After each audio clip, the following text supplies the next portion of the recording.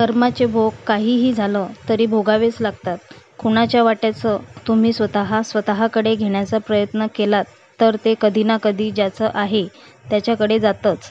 प्रत्येक देण्या-घेण्याचा हिशोब हा होतच असतो. एका गावामध्ये राधा नावाची एक महिला राहत होती. तिला मूल-बाळ नव्हते. बऱ्याच वर्षांपूर्वी तिच्या पतीचा देखील मृत्यू झालेला होता. तिला जवळचं असं कोणीच नव्हतं. आता ती फक्त एकटीच जगत होती. ती नेहमी देवाचं नामस्मरण करत असे.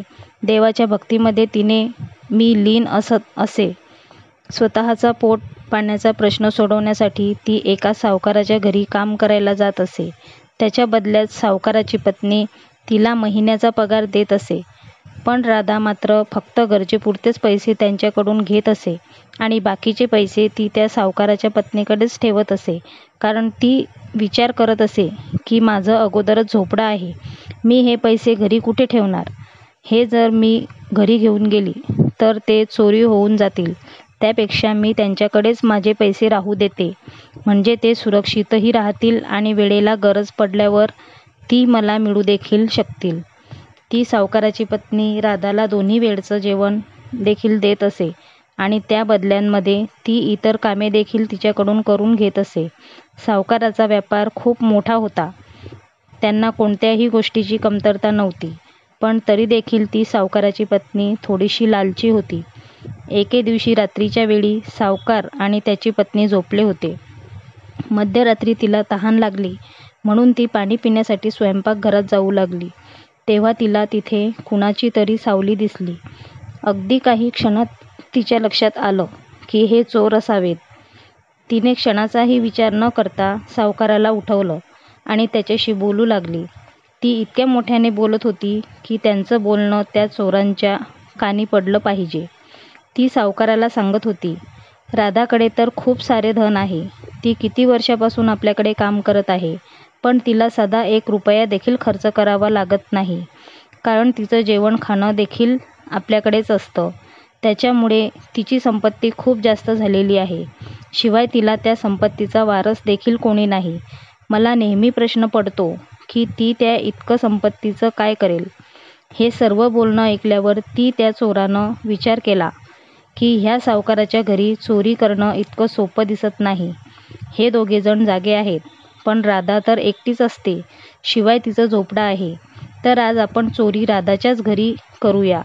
कारण जास्त कष्ट न घेता आपल्याला अधिक संपत्ती मिळेल. असा विचार करून चोर तिथून निघून सरळ राधाच्या घरी जातो. तो तिची पूर्ण झोपडी शोधून पालथी घालतो. पण त्याला मात्र काहीही मिळत नाही. तेव्हा तो राधाला उठवतो. तिला विचारतो, तुझ्याकडे जी संपत्ती आहे ती तू कुठे लपवून ठेवली आहेस? ती सर्व धनसंपत्ती तू माझ्या स्वाधीन कर. नाहीतर मी तुला जिवंत सोडणार नाही. पण राधा मात्र त्याला सांगते की माझ्याकडे काहीही धनसंपत्ती नाही. तेव्हा चोर तिच्यावर जोरात ओरडून बोलतो, मी सावकाराचं आणि सावकाराच्या पत्नीचं बोलणं ऐकून आलो आहे. तुझ्याकडे खूप सारी संपत्ती आहे आणि तू आता मला मूर्ख बनवत आहेस. खऱ्या बोलानं सारं धन माझ्या हवाली कर. नाहीतर मी तुला जिवंत सोडणार नाही. तेव्हा राधानं त्याला सांगितले, माझ्याकडे काहीही धनसंपत्ती नाही. माझी जी ही धनसंपत्ती आहे ती मी सावकाराच्या पत्नीकडे जमा करते. तू सकाळपर्यंत थांब. मी सकाळी मालकीणकडे जाऊन तुला सर्व संपत्ती आणून देते. पण मला जीवे मारू नकोस. राधा त्याला खूप विनवण्या करत होती. पण तो मात्र ऐकण्याच्या मनस्थितीत नव्हता. बऱ्याच वेळानं तो कसा तरी तयार झाला. तो म्हणाला की मी उद्या सकाळी तुझ्याकडे येईल. तेव्हा तू सर्व संपत्ती आणून ठेव आणि त्याच्याबद्दल जर का कुणाला सांगितलंस तर तुझं काही खरं नाही हे लक्षात ठेव. असं बोलून तो रागानंच बाहेर पडला. पण त्यांना जाताना राधाला जोरात धक्का दिला. तो धक्का इतका जोरदार होता की त्यामुळे राधाचे डोके भिंतीवरती आदळले आणि त्याच क्षणी तिचा मृत्यू झाला. सकाळी हा म्हणता ही बातमी सर्व गावभर पसरली. गावातील प्रत्येक जण राधाच्या जाण्यामुळे दुःखी झाला होता. कारण राधाचा स्वभाव खूप दयाळू होता. ती प्रत्येकाला त्यांच्या कामामध्ये काही ना काही मदत करत असे. पण इकडे मात्र सावकाराची पत्नी खूप आनंदित झाली. विचार करू लागली की आता राधाची जी संपत्ती आहे ती माझ्याकडेच राहणार. कारण तिला तर कोणी वारीस नाही. याबद्दल इतर कुणाला माहीतही नाही. त्यामुळे साहजिकच ते सारं धन आता सावकाराच्या पत्नीचं झालं होतं. लोकांनी थोडे दिवस राधाबद्दल हळहळ व्यक्त केली. नंतर थोड्या दिवसानंतर प्रत्येकाला त्या गोष्टीचा विसर पडला. अगदी सावकाराच्या पत्नीला देखील. इतकी धनसंपत्ती असून देखील इतक्या वर्षात त्यांच्या घरी मूलबाळ नव्हते. काही महिन्यानंतर सावकाराची पत्नी गरोदर राहिली. या गोष्टीमुळे दोघांनाही खूप म्हणजे खूपच आनंद झाला. त्यानंतर त्यांच्या घरी एक कन्यारत्न झाले.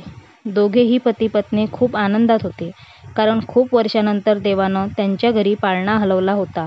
दोघांनी आपल्या लेकीचे खूप लाडाने संगोपन केले. हळूहळू मुलगी मोठी होऊ लागली. आता ती लग्नाच्या वयाची झाली होती. तेव्हा सावकारानं खूप श्रीमंत घर शोधून तिने आपल्या लेकीचे लग्न लावून दिले. त्याने लग्न इतके थाटामाटात केले होते की आजूबाजूच्या पंचक्रोशीत त्या लग्नाची चर्चा सुरू होती. सर्व काही आनंदात पार पडलं होतं. पण नियतीच्या मनात मात्र काही वेगळाच खेळ चालू होता. लग्नानंतर अगदी महिन्याभरातच मुलगी आजारी पडली. तिच्यावरती खूप सारे औषधोपचार करण्यात आले, पण तिच्या आजारपणात काहीही फरक पडणार नव्हता. तिचा पती तिच्यावरती खूप प्रेम करत असेल, पण तिच्या या आजारपणामुळे तिच्या सासरची मंडळी मात्र खूप वैतागली होती. काही दिवसानंतर परिस्थिती अशी आली की तिला अंथरुणावरून उठता देखील येत नव्हते. आता मात्र सासरची मंडळी तिला सांभाळायला तयार नव्हती. त्यांनी सावकाराला सांगितलं की तुम्ही हिला तुमच्या घरी घेऊन जा आणि तिच्यावरती औषधोपचार करा. चांगली झाल्यावरती आमच्याकडे पाठवा. बिचारा सावकार आपल्या लेकीला घेऊन घरी आला. पण पत्नीच्या प्रेमापोटी तिच्या पतीने देखील तिच्यासोबतच राहण्याचा निर्णय घेतला आणि तो देखील सासरी येऊन राहू लागला. आता सावकार पती-पत्नी तिच्यावरती भरमसाठ पैसा खर्च करून औषधोपचार करू लागले की आपली मुलगी चांगली व्हावी. पण इतकं सारं करून देखील तिच्या प्रकृतीत मात्र काहीही फरक पडत नव्हता. मुलीचा आजार बरं करण्याच्या नादात त्यांच्याजवळची सर्व संपत्ती संपली. तेव्हा त्यांना एका गृहस्थाने सांगितलं की आपल्या गावाशेजारील नगराबाहेर एक वैद्यबुवा राहतात. त्यांच्याकडे तुम्ही हिला एकदा दाखवून बघा. आता इतके औषधोपचार केलेच आहेत तर एका शेवटचा पर्याय देखील बघावा. म्हणून ते पती-पत्नी आणि तिचा नवरा त्या मुलीला घेऊन त्या वैद्याच्या घरी पोहोचले. पण तिथे जाताना तिला चालता येत नसल्यामुळे त्यांच्याकडे जे काही थोडेफार पैसे राहिले होते ते खर्च करून ते तिला गाडीने तिथपर्यंत घेऊन गेले. पण जसे ते वैद्याच्या दारात पोहोचले तसा त्या मुलीने जीव सोडला. मुलीला मृत झालेले पाहून दोघे पती-पत्नी आणि त्या मुलीचा नवरा खूप रडू लागले. आपण इतके प्रयत्न केले तरी देखील आपण तिला वाचवू शकलो नाही, या गोष्टीचं त्यांना खूप दुःख होत होतं. आता जवळ काहीही शिल्लक नसल्यामुळे मुलीचा मृतदेह गावापर्यंत घेऊन जाणं शक्य नव्हतं. म्हणून त्यांनी त्या नगरातच तिचा अंतिम संस्कार केला. सर्व झाल्यानंतर ते पुन्हा आपल्या गावाकडे निघाले. हाती काहीही राहिलेलं नसल्यामुळे ते पायीच प्रवास करत होते. खूप चालल्यामुळे ते थकून एका झोपडीशेजारी विश्रांती घेण्यासाठी थांबले. तेव्हा त्या झोपडीजवळ एक महात्मा पुरुष आले. सावकार पती-पत्नीस इतके दुःखी पाहून त्याने त्यांना त्यांच्या दुःखाचे कारण विचारले. तेव्हा दोघं पती-पत्नीने सर्व झालेला प्रकार त्यांना सांगितला. तेव्हा ते महात्मा हसू लागले. त्यावर ती दोघं पती-पत्नी म्हणाले की आम्ही इतके दुःखी आहोत. आमच्या मुलीचा मृत्यू झाला आहे आणि तुम्ही मात्र आम्ही सांगितलेली व्यथा ऐकून हसत आहात. तेव्हा महात्मा सावकाराच्या पत्नीस म्हणाले, ज्या दिवशी तुला मुलगी झाली त्या दिवशी तू खूप आनंदात होतीस. ज्या दिवशी तुझ्या मुलीचं लग्न झालं त्या दिवशी देखील तू आनंदात होतीस. तेव्हा ती सावकाराची पत्नी म्हणाली की हो, आम्हाला खूप वर्षानंतर कन्यारत्न प्राप्त झाले म्हणून मी आनंदात होते आणि माझ्या मुलीचं लग्न होत होतं म्हणून मी लग्नात देखील आनंदात होते. तेव्हा साधू म्हणाले की जे देवाचं होतं ते त्यानं घेतलं, त्यात दुःखी होण्याचं काय कारण आहे. तेव्हा ती म्हणाली की जर देवाला माझ्याकडनं असं परतच घ्यायचं होतं तर त्यांनी मला मूल दिलंच कशासाठी. मी त्यांचं असं काय बिघडवलं की त्यांनी मला त्याची एवढी मोठी शिक्षा दिली. तेव्हा महात्मा तिला म्हणाले, तू विसरलीस का? अगं राधा तुझ्याकडे काम करत होती. तिनं सारे पैसे तुझ्याकडे साठवले होते. तिच्या मृत्यूनंतर तू ते सगळे पैसे हडप केलेस. आता ती राधा तुझी मुलगी म्हणून तुझ्याकडे आली होती. तिचं जे कर्ज तुझ्याकडे राहिलं होतं ते परत घेण्यासाठी. तिच्या आजारपणात तिने तिचे सर्व पैसे खर्च करून घेतले आणि थोडेफार जे उरले होते ते तुम्ही जेव्हा तिला नगरात वैद्यांकडे घेऊन जात होतात तेव्हा खर्च झाले. त्यामुळे वैद्याच्या दाराशी जाताच तिने आपले प्राण सोडले. तिचा हिशोब पूर्ण झाला. तिनं तुझ्याकडं जी जमा रक्कम मुद्दल आणि व्याजासकट वसूल केली हे सारं तुझ्या लालचीपणाचं फळ आहे. तू जे कर्म केलेस ते तुला अशा परिस्थितीत घेऊन आले. आपण केलेले कर्म कधीच चुकत नाही आणि एखाद्याचे हडपलेले पैसे, एखाद्याचा हिस्सा, एखाद्याची केलेली फसवणूक आपल्याला कधीच आनंदाने जगू देत नाही. कारण प्रत्येकजण आपला हिशोब हा ठेवतच असतो आणि त्यासाठी कुणीही वजाबाकी किंवा बेरीज देखील राहू देत नाही. तुम्ही जर का कुणाकडं काही घेतलं आहे तर ते कोणत्याही परिस्थितीत तुम्हाला परत करावंच लागणार. मी जर तुम्हाला कुणी काही द्यायचे आहे तर काहीही झाले तरी ते तुमच्याकडे परत येणारच आहे. हा निसर्गाचा नियम आहे आणि कर्माचा जे पेराल तेच उगवणार आहे. कर्म गोल फिरून परत तुमच्याकडेच येणार आहे. म्हणून चांगले कर्म करा तर परतफेड देखील चांगलीच असेल. हे सर्व ऐकल्यावर ती सावकाराची पत्नी म्हणाली की ठीक आहे, मी तिचे पैसे हडप केले होते म्हणून आम्हाला ही शिक्षा मिळाली. पण माझा जावई तर इतका चांगला आहे, तो तिच्यावरती इतकं प्रेम करत होता, मग त्याला ही शिक्षा का मिळाली? तेव्हा महात्मा म्हणाले, हा तोच चोर आहे ज्यामुळे तिचा मृत्यू झाला होता. याच्यामुळे तिला आपले जीवन गमवावे लागले होते. त्याचीच शिक्षा म्हणून याला देखील आता विरह सहन करावा लागेल. त्यानंतर महात्मा तिला म्हणाले, ह्या सगळ्यामध्ये देखील तू एक चांगलं कर्म केलेलं आहेस. ते हे आहे की तू राधाला जेवू खाऊ घातलंस. त्याच्यामध्ये तू कधीही भेदभाव केला नाहीस. तू जे खात होतीस तेच तू तिला देखील खाऊ घातलं. त्यामुळे आजही तुला पोटभर जेवण मिळत आहे. हे तुझं चांगलं कर्म आहे जे तुला पुढे देखील कामात येणार आहे. म्हणूनच म्हणतात की कर्माचे भोग हे आपल्याला काहीही करून भोगावेच लागतात.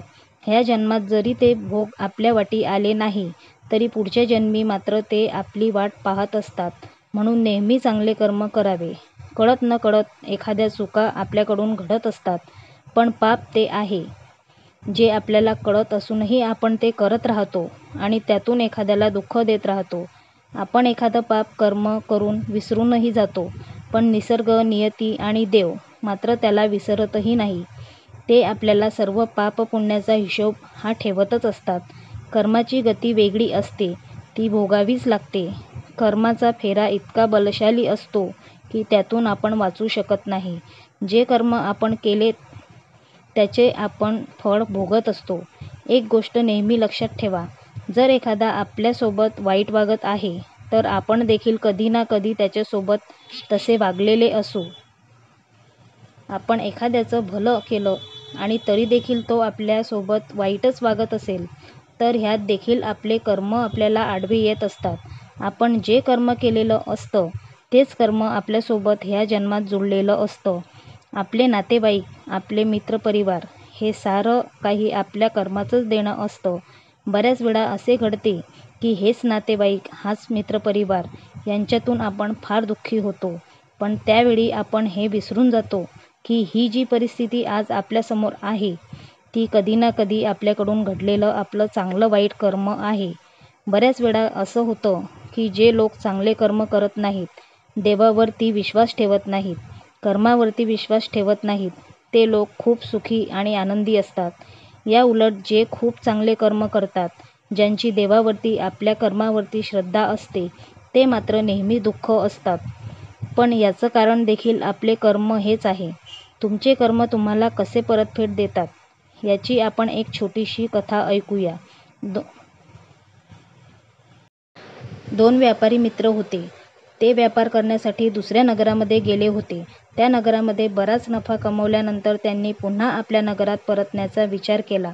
पूर्वीच्या काळी वाहतुकीची साधने जास्त नव्हती, त्यामुळे ते देखील पायीच निघाले होते. अर्ध्यापेक्षा जास्त अंतर कापल्यावरती अंधार पडू लागला. म्हणून त्यांनी विचार केला की आज रात्री आपण कुठेतरी आश्रय घ्यावा आणि पुन्हा उद्या सकाळी उठून आपल्या पुढील प्रवासाला सुरुवात करावी. त्याप्रमाणे ते एका गावात शिरले. तिथे त्यांना एका व्यापाऱ्याचं घर दिसलं. त्यांनी त्याला जाऊन आपल्याबद्दल माहिती दिली आणि आज रात्री पुरती आपल्याला राहण्यासाठी जागा द्यावी अशी विनंती केली. व्यापाऱ्यांनी देखील ती मान्य केली आणि त्यांना रात्रीसाठी झोपण्यासाठी म्हणून आपल्या मुलांची खोली दिली. त्याला 2 मुले होती आणि ती 2 मुले काही कामानिमित्त शेजारच्या गावी गेलेली होती. त्या व्यापाऱ्याने त्यांना जेवायला आग्रह केला. हो नाही करता करता ते व्यापारी जेवायला तयार झाले. गप्पा मारता मारता व्यापाऱ्याने त्यांना त्यांच्याविषयी सखोल माहिती विचारली. त्या 2 व्यापाऱ्यांनी देखील आपण दुसऱ्या नगरात जाऊन कशा पद्धतीने नफा कमावला आहे, आता सर्व मिळवलेला नफा आपण आपल्या नगरात घेऊन जात आहोत अशी माहिती दिली. हे सारं ऐकून त्या व्यापाऱ्याची नियत फिरली. ते व्यापारी झोपी गेल्यानंतर त्यानं ही माहिती त्याच्या परिचयाच्या चोरांना दिली आणि स्वतः जाऊन पुन्हा आपल्या खोलीत झोपी गेला. मध्यरात्री त्या व्यापाऱ्याची दोन्ही मुले अचानक घरी आली. त्यांनी आपल्या खोलीत झोपलेल्या त्या 2 व्यापाऱ्यांना उठून दुसऱ्या खोलीत जाण्यास सांगितले आणि ते दोघेजण त्या खोलीत झोपले. मध्यरात्रीनंतर चोर त्या खोलीत शिरले. त्यांना वाटले की ते व्यापारीच येथे झोपलेले आहेत. त्यांनी चोरी करण्याच्या उद्देशाने त्या दोन्ही व्यापाऱ्यांना मारून टाकले आणि त्यांची धनसंपत्ती शोधू लागले. पण त्यांच्या हाती मात्र काही लागलं नाही. ते तसेच रिकाम्या हाती परत गेले. सकाळी जेव्हा तो व्यापारी उठला तेव्हा त्यानं समोर त्या दोन्ही व्यापाऱ्यांना पाहिलं. त्याला आश्चर्याचा धोका बसला, कारण चोरांनी त्याला खबर दिली होती की त्यांच्या हातून त्या दोन्ही व्यापाऱ्यांचा मृत्यू झाला आहे. नेमके काय घडले ते पाहण्यासाठी तो त्या खोलीत पळत गेला. पाहतो तो काय, त्याच्या दोन्ही मुलांचा मृत्यू झाला होता. याचाच अर्थ त्यांनीच खोदलेल्या खड्ड्यामध्ये तोच पडला. त्याची नियती फिरली आणि त्याच्या त्या फिरलेल्या नियतीचं कर्म त्यालाच भोगावे लागले. म्हणून कधीही चुकीचं कर्म करू नका. आता आपण दुसरी एक कथा ऐकणार आहोत, जी तुम्ही जर चांगलं कर्म केलं तर ते देखील तुमच्यापर्यंत कसं पोहोचतं हे आपल्याला यातून सांगणार आहे. एके दिवशी संध्याकाळच्या वेळी एक व्यक्ती बैलगाडीनं शेतातून आपल्या घराकडं निघाला होता. वाटेत त्याला एक वृद्ध महिला दिसली. इतक्या अंधारात ही म्हातारी इथे का बसली आहे असे विचारले. तेव्हा ती म्हातारी म्हणाली, बाबा, मला घरी जाण्यासाठी काहीही साधन भेटलं नाही. म्हातारपणामुळे पाय थकले आहेत, म्हणून काही साधन भेटतं का म्हणून मी इथे थांबले आहे. तेव्हा त्या व्यक्तीने तिला कुठे जायचे आहे अशी विचारणा केली असता त्याला कळले की त्या म्हाताऱ्या बाईला त्याच्या घराच्या अगदी विरुद्ध दिशेला बऱ्याच लांबचा पल्ला गाठायचा होता. आता इतक्या रात्रीची म्हातारी आजी एकटी कशी जाणार, म्हणून त्यानं तिला आपल्या बैलगाडीत बसायला सांगितलं आणि तो तितक्या रात्री तिला तिच्या घरी सोडून आला. त्याचं हे वागणं पाहून म्हातारी त्याला म्हणाली की मी तुला काय देऊ, कारण मी अशी आड बाजूला राहते, त्यामुळे इथे येण्यासाठी कोणीही लवकर तयार होत नाही. पण तू मात्र तुझा रस्ता सोडून मला सोडण्यासाठी इतक्या रात्रीचा इतक्या आडवाटेला आलेला आहेस. तेव्हा तो म्हणाला, आजी, मला काही नको, फक्त तुझा आशीर्वाद दे आणि जमलं तर माझ्यासारखीच तू दुसऱ्या कुणालाही मदत कर. म्हातारीला हे ऐकून खूप आनंद झाला आणि तिने त्याला खूप शुभाशीर्वाद दिले. त्यानंतर बऱ्याच दिवसानंतर एकदा म्हातारी गावच्या बाजाराला गेली होती. बाजाराचा दिवस असल्यामुळे खूप गर्दी होती. एका झाडापाशी तिच्या लक्षात आलं की एक लहान मूल रडत उभं आहे. तिनं त्याला विचारले की तुला कुठे जायचं, पण ते लहान मूल काहीही बोलू शकत नव्हतं, कारण त्याला आपला पत्ता व्यवस्थित माहीतही नव्हता. कदाचित त्या बाजाराच्या गर्दीमध्ये त्याचा आणि त्याच्या आईचा हात एकमेकांपासून सुटला होता. या मुलाची आई ह्याला शोधत नक्कीच येणार हा विश्वास ठेवून म्हातारी संध्याकाळ झाली तरी त्याला तिथे घेऊन बसून राहिली. सूर्य मावळतीच्या वेळेला एक बाई रडत रडत इकडे तिकडे आपल्या मुलाला शोधत असताना तिला दिसली. त्या बाईचे अचानक लक्ष म्हातारीकडे गेलं आणि तिने पाहिलं की तिचं मूल त्या म्हातारीच्या मांडीवर बसलेलं आहे. ती म्हातारी त्याला प्रेमाने खाऊ घालत होती. बाळाला बघताच तिचा जीवात जीव आला आणि तिने म्हातारीचे खूप खूप आभार मानले आणि ते आपल्या मुलाला घेऊन घरी गेली. पण तुम्हाला माहीत आहे का की ते मूल त्याच व्यक्तीचं होतं ज्याने त्या रात्री त्या म्हातारीला त्या आडवाटेच्या घरी सोडलं होतं. याचाच अर्थ तुम्ही केलेलं कर्म हे तुम्हाला त्याचं फळ हे देतंच. आपण केलेलं कोणतंच कर्म कधीच वाया जात नाही. मग ते चांगलं असो वा वाईट, त्याचे परिणाम हे आपल्याला मिळणारच आहेत. चांगल्या कर्माचे परिणाम चांगले असणार आहेत. आणि वाईट कर्माचे परिणाम वाईट असणार आहेत. ही कथा तुम्हाला कशी वाटली ते मला कमेंट्समध्ये नक्की कळवा. धन्यवाद.